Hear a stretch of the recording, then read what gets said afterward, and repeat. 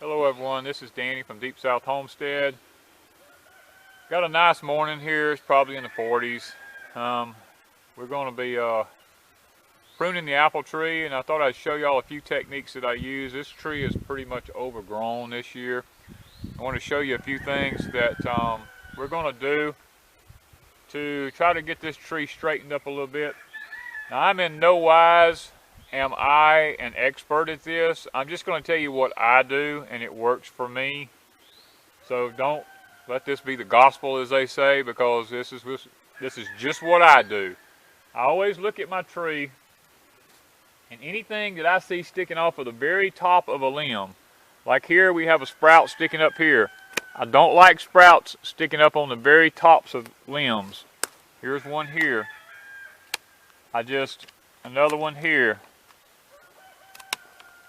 Experience has taught me that if something is on the very top of a limb, it's probably not good. And then what I do, I lay these limbs to the side, because later on, when I get through, I'm going to go through this and I'm going to pick out my 1-year-old grafts that I can use for grafting my trees this year. I'm going to lay these over to the side. And I'm going to continue to look here. Now I've got a limb here that's kind of growed down. Anything that kind of grows straight down toward the ground, out from under the bottom of something, I will clip off. But the way this one is made right up in here, I'm going to clip this one off here. And I'm going to search a tree. Like here, I've got one here. It's coming out under the very bottom of the tree. I don't like anything coming out under the very bottom. Top and bottom is what I try to get rid of on some of them limbs like that, because I've learned they just don't do as well.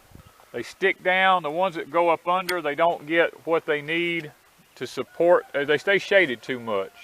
And then I've got also, I'll just take a moment and show you that I look for certain limbs in the tree. I'll look around in the tree. Now I've got a limb right here. This limb is coming out. It's growing through this here, and it's just growing all up in the tree everywhere. This limb really doesn't belong in here because it really can't get any sunlight, and it's kind of tangled all up in the rest of it. So I'm going to go back next to the trunk here, and what I usually do is I will cut underneath the bottom just a little bit, because I don't want that limb to peel down and tear the rest of the tree. And I'll cut this limb out of here. Like the others, I'll bring it out and I'll lay it to the side, and I'll hunt my grafts out of that. Another thing that I do with these, because we smoke a lot of our own meat here, I don't buy the apple chips and the apple chunks out of the stores to smoke my wood with, because most of these chips of wood and blocks of wood come from orchards where they've been sprayed with all kinds of chemicals. We save this stuff here, and anything that I don't use for grafting gets cut up into little sticks and put out at my smoker, and we use this apple wood to smoke with here because it does not have any chemicals. We do not use chemicals on the farm here. I've got a water sprout coming up here. I'm going to cut these water sprouts off because they are of no benefit to this tree whatsoever. Got another one over here. And I will use these water sprouts for grafting material because they're about the size of a pencil, and that's about what you want. We're going to go around to one of the other apple trees, and I'm going to show you where I've got a graft and how I'm going to cut around that. Okay, we're back at another one of our apple trees here. We were told in our region this tree would be a good producer for our zone. This is a golden Dorsett. It's never made more than 4 or 5 apples at a time. It's growed like a weed, but it's been here for probably, I don't know, I think this tree is about 6 or 7 years old. Never made an apple, just growed.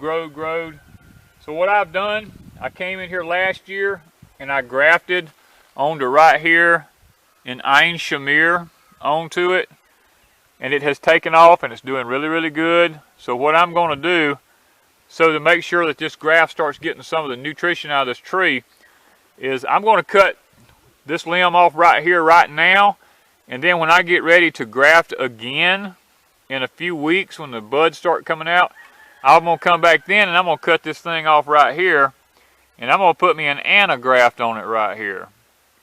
Just because I like to have a multi-producing tree. I like the different apples on different trees.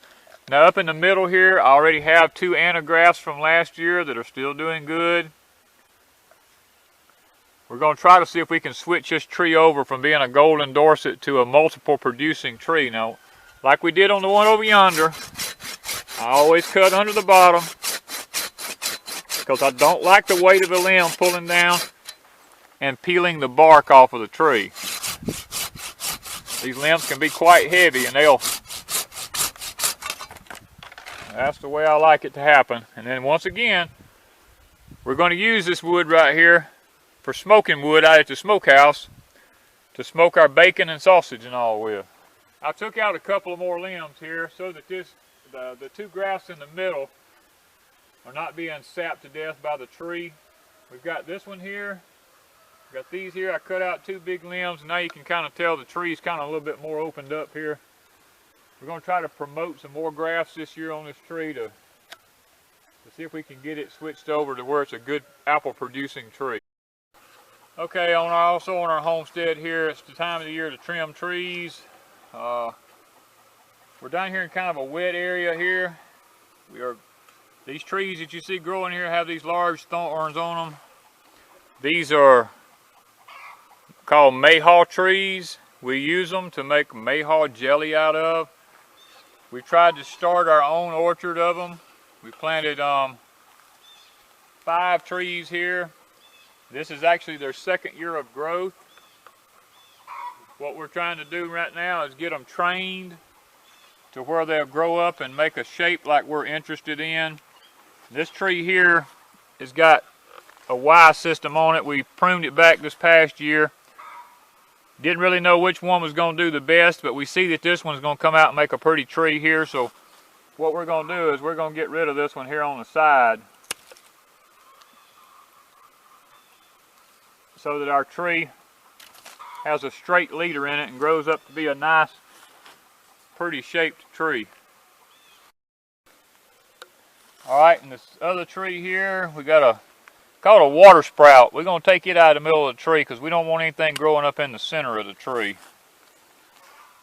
I like to kind of get my trees up where they pan out and flatten out. It makes them a lot easier to pick the mayhaws off of them. A lot easier to take care of.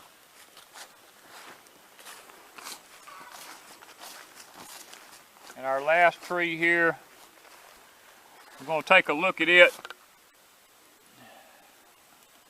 I think what we're going to do is we're going to try to save this main leader right here, and we're going to take this forky one off the side. Well, I don't know. Let's look at it. This one's really taking on a nice shape to it, so I think we'll just get rid of this other one here because the tree will actually straighten up.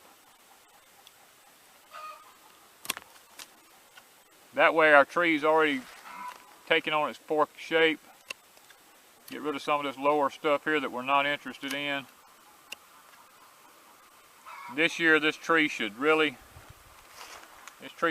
kick off and do really, really good. We've got 4 peach trees on the hill over here that's been neglected for years. We're going to take and see if we can't do a little bit of pruning and see if we can't bring these back to life a little bit. They've got sprouts coming up all around them. A lot of the limbs has died in them. We had a problem with the deer coming over here. The bucks was hooking them with their horns, bending them over, breaking them off, and I think we've kind of got the deer situation under control a little bit. So we're going to try to go back and see if we can't do a little maintenance on these trees and bring them back this summer and see if they'll still want to grow and produce peaches again. We want to start out by removing these sprouts down below or right at the surface of the ground. These things, all they do is sap the tree to death. And that's what we want to look like around the bottom. When we come up, we want to look at these trees. We want to make sure that we get a nice uniform shape. The limbs are laterally spaced out around the tree so that this tree gets a good start.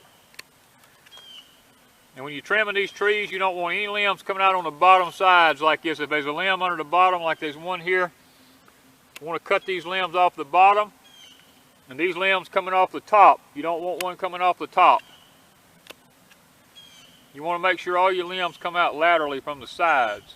That way that's the way a tree's supposed to look. You want to also try to keep the inside of the tree open as much as possible so that the airflow can get through it. This peach here has got to have a lot of maintenance done to it. The deer have come in here. I don't know if you can see that it broke the limbs out of it. This limb broke out. They broke this limb out and kind of hooked it all up. So we're going to try to see if we can't do a little work on it and get it squared back where it's a productive tree again. Okay, here we are. We had to cut a lot of this tree out. So maybe what we got left will actually bear a peach this year a little bit anyway. Bucks has hooked their horns on this limb here, and they'd bent it all the way down to the ground and roughed the limb up. It's healed up some. They've pushed the tree and got it all leaned over. It's all crooked. So we're going to try to see if we can't go through and cut some of this one up and see if we can't straighten it up a little bit.